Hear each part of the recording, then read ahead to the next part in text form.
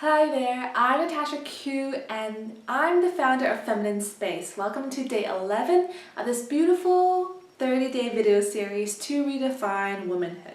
And today we're going to be talking about head versus heart. Who should we listen to? What's the difference between our head, our ego, our thoughts, and what's guiding us from within, from the heart. So let's dive right in. Head versus the heart. I gotta say that this is one thing that I hear a lot when I work with clients or even with my friends. We talk a lot about, how to be guided by our intuition, our wisdom, our heart, our true self, and also that kind of inner fight, inner resistance that can happen when you're really confused between the head and all the thoughts that are going on and kind of all the analytical stuff that happens up here and what's going on in the heart. So today let's get straight to it and let's find out what the actual difference is when we're guided by the heart versus when we're guided by our head.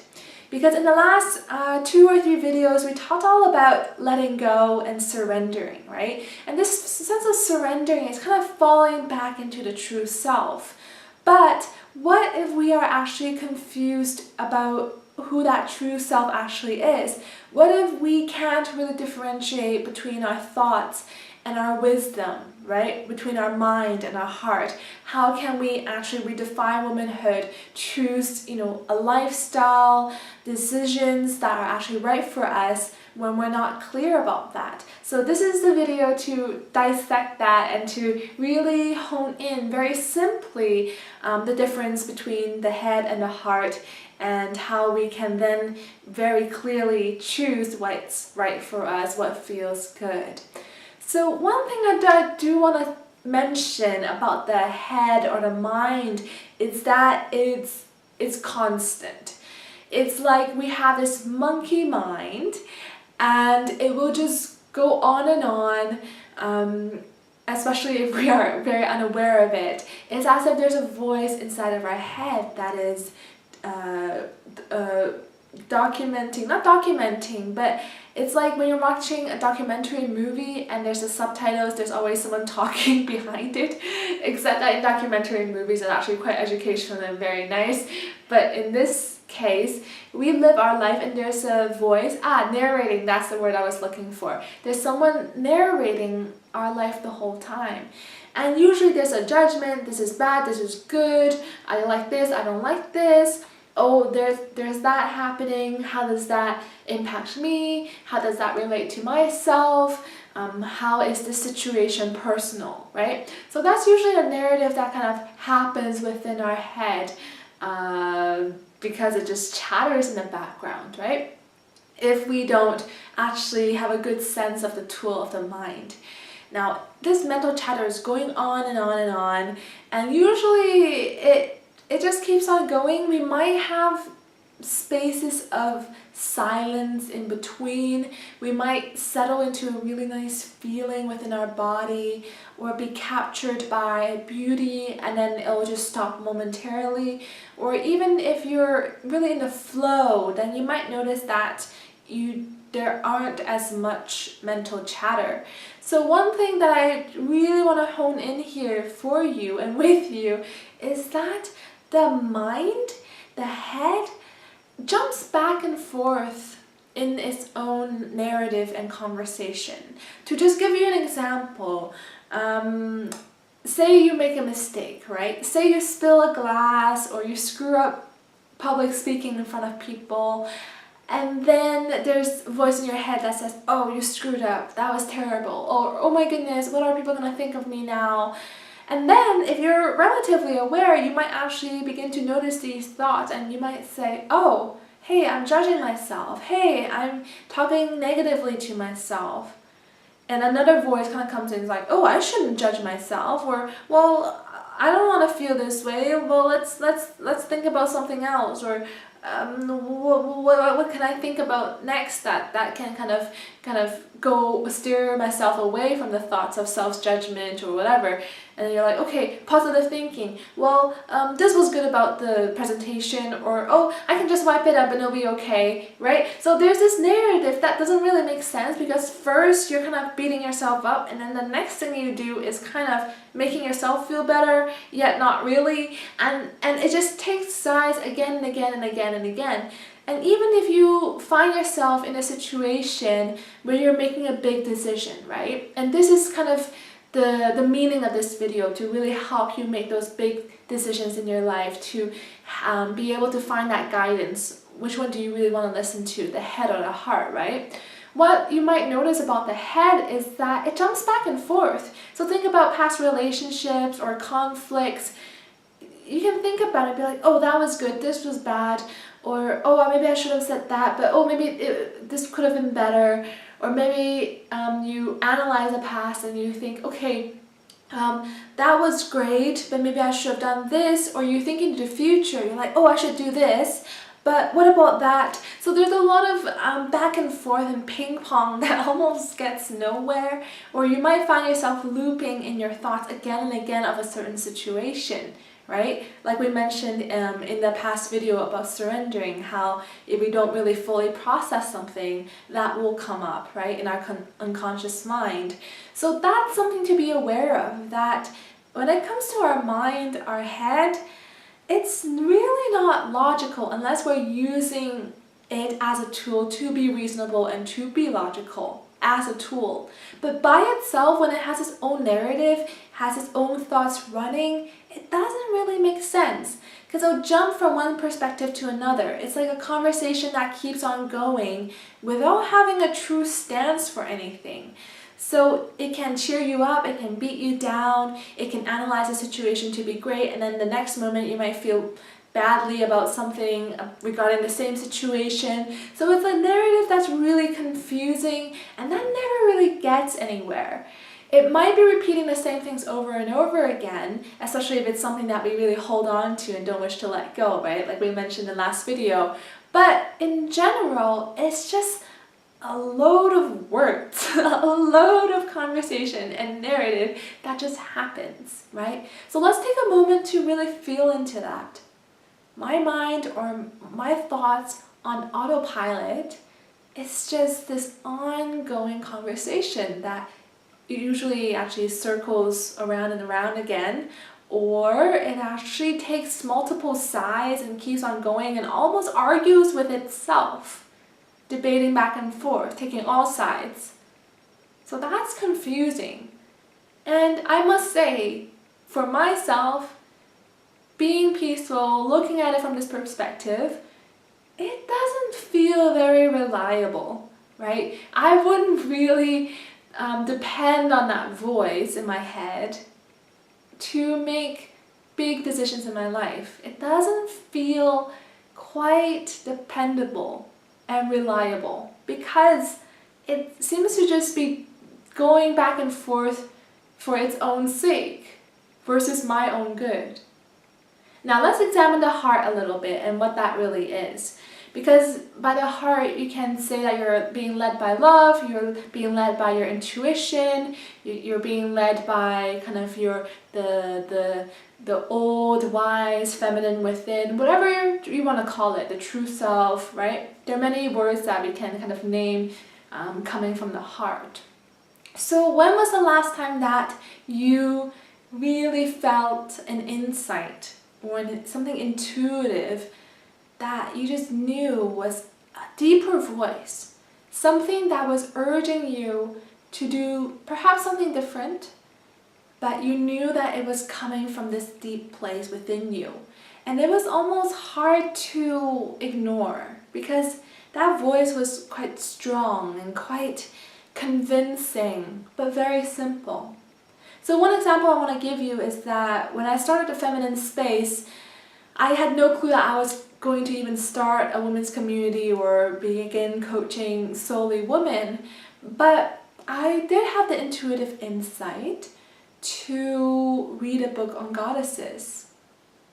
And that came up again and again. It was very clear what that voice or that part of me wanted me to do. And when I took action upon it, it led me to this. And there were other moments in my life where I was guided to do something, like to teach yoga on the lawn, and it excited me but scared me at the same time. But I went with it anyways. And that led me to actually going more into spirituality and discovering yoga, finding deeper parts of myself. And there are moments also where in a conflict or with people in my life who I don't really jive with, but I feel like there's tension building, or there's conflict, right, in the air. I feel a part of me wanting to be right, wanting to justify, justify and prove the self or prove my opinion, but also feel a part of me that wants to just let everything go, my guards go, everything go, so that I can actually see the other person and really connect to him or her on a human level, like a heart-to-heart level. So as I describe all these experiences that I've had, what is it that you feel? Do you feel guided by this energy too? Does it feel calming? Does it feel sturdy? Does it have a depth to it? But at the same time, very not complicated at all, extremely simple in its guidance and what it wants you to do. So what I've always felt again and again is that when we're guided by our heart, we must open the heart and we must allow ourselves to hear it. And that is why this video is the sequel to the two from the series previously about surrendering. Because to open up our heart, to listen to the heart, it requires that listening, it requires that accepting and openness. While if we're going to the head, it's mumbo jumbo, it's going on, and you might even find that the more emotionally disturbed you are, the more you're trying to suppress something, the wilder your mind goes, especially if you really want to be right about something, if you feel that someone has been really unjust to you, you feel wronged, you really want to grab onto a concept about the self, how you're better, how you're okay. It's almost like a form of defense, and then the mind will go into like an even bigger whirlwind of chatter. That's what I've noticed. While if you're guided by the heart, it might still come in the form of words, so it's not like it communicates in a way that's, different than words. It can come through a feeling, it can come through words, it can come through an image, all sorts of ways, a sensory experience. But it has a calmness to it, it has a steadiness, and it cannot be toppled over, right? The only thing we can do to our heart and its guidance is that we can ignore it. We can push it away, just like an emotion. It might come back and remind you again and again, but it might come up again in the heart to really kind of push you.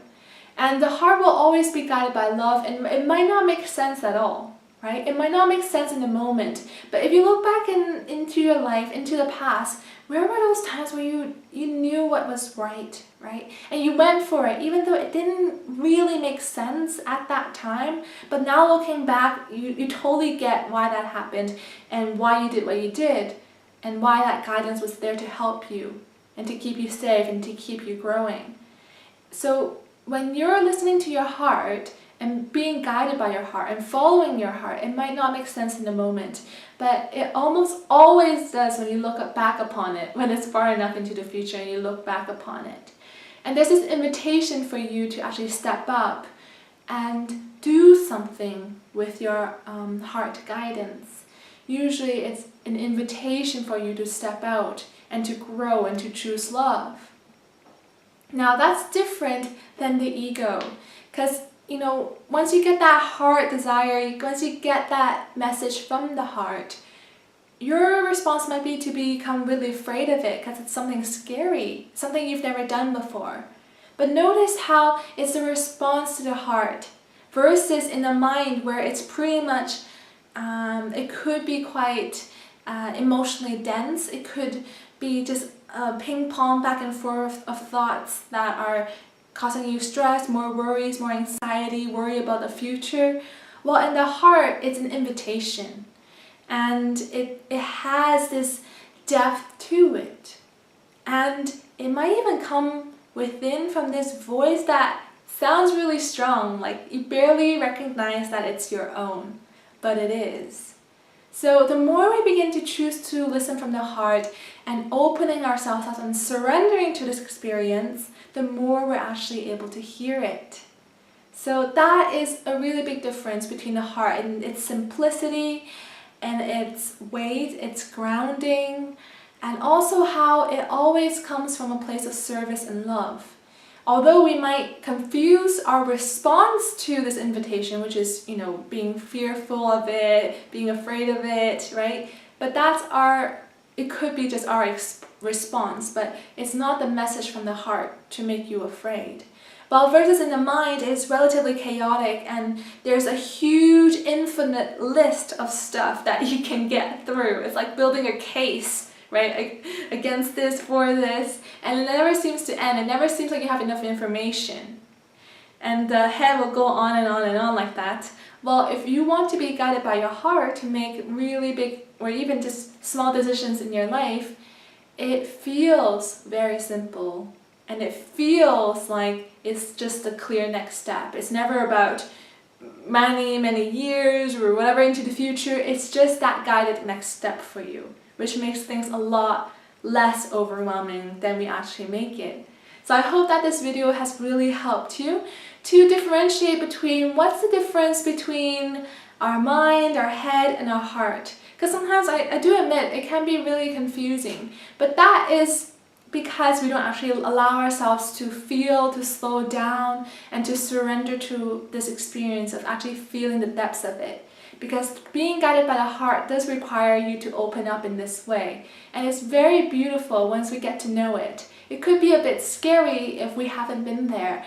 If we haven't allowed ourselves to let go and surrender, then it's just a lot of buildup of the past that's kind of held here, the pain that we haven't felt. But once we move through all of that, we're much more able to then feel what our heart is actually asking us to do.